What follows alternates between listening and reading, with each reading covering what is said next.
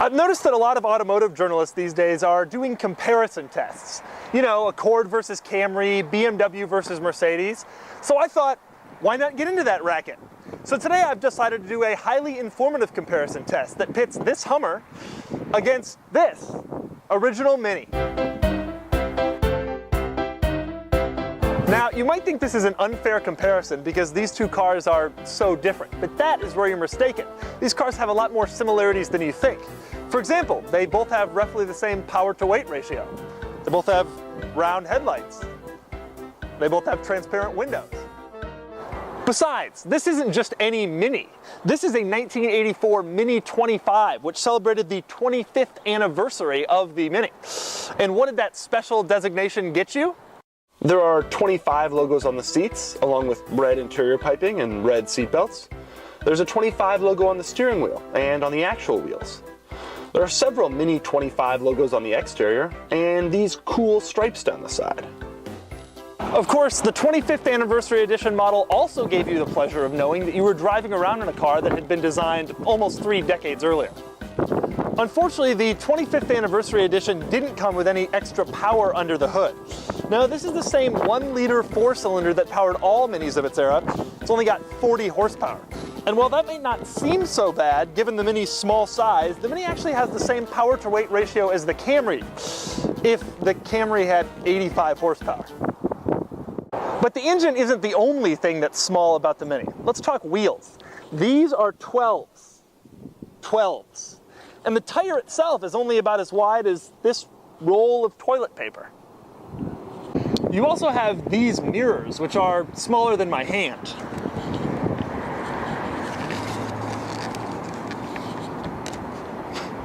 And then you have these little turn signals, which don't really say, I'm going to turn, as much as they say, can I please turn now? Inside you have the pedals, which are a little small.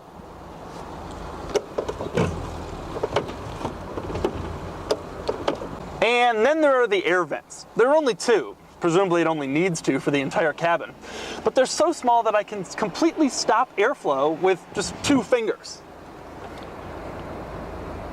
But you already knew the original Mini was small. After all, I'm currently standing next to it and you can't even see it. But just how small is it? It's only 120 inches long, and that means it will fit entirely within the wheelbase of this old Chevy Caprice wagon. It also means you can park it next to a Camry and come up nearly 6 feet short, as I'm demonstrating.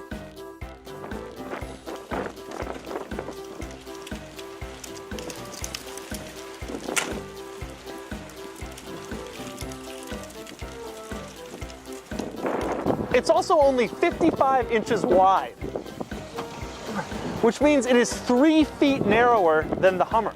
In fact, here's a stat that will blow your mind. The Hummer's width is closer in inches to the Mini's length than to the Mini's width. For proof, here's a shot of the Mini parked perpendicular to the Hummer.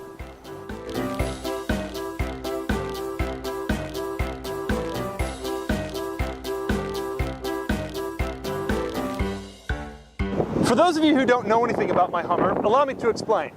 Number 1, it's big. Number 2, it's yellow. And number 3, it's big. Ah, the age-old comparison test question. Which is better? Well, we're going to find out by starting where most comparison tests start. Inside.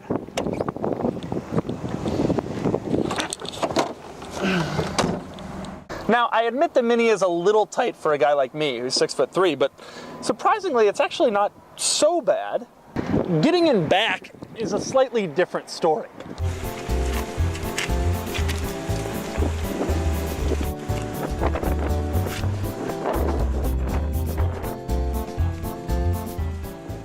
But once you're back here, it's not really so bad. Until...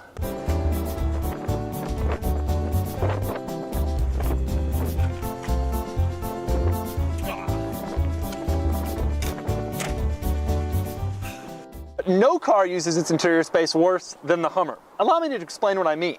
This is the back seat. It's narrow and tiny, and there's about enough footroom for a light bulb, maybe a paperback book. Both cars have a wide range of highly advanced tech features. For example, the Mini has hazard lights. The Hummer has a horn. The Mini has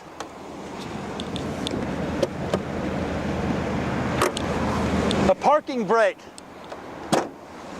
The Hummer has a CD player that doesn't work. The Mini has hazard lights. Yet neither of these cars has any tech features at all. So how do these two cars drive?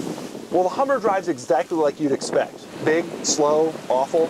But when you're driving it, you do get the feeling that you are the king of the road.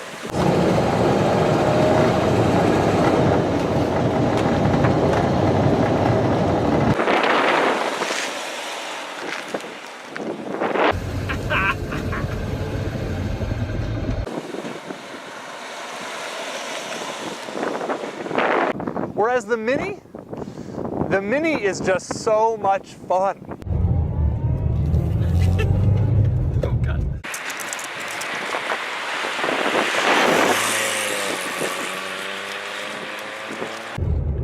God, this is actually surprisingly enjoyable.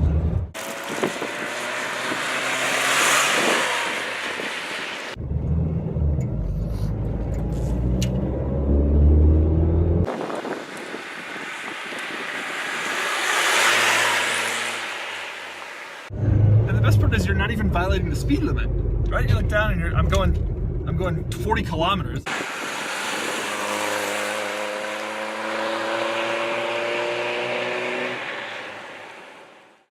Ah, that's where these cars really get you. See, part of the reason the Mini is so fun to drive is because it weighs so little. And part of the reason it weighs so little, well, check this out. This door, this thick. I'm guessing there's not a whole lot of crash protection in there.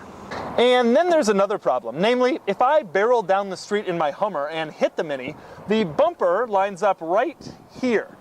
And if I was driving the Mini, that means I wouldn't have a head anymore. I think we've established an obvious conclusion here. If you want a car that's tiny and fun and enjoyable and fast, you get the Mini. And if you want a car that can silence all that joy with one stab of the accelerator, you get the Hummer.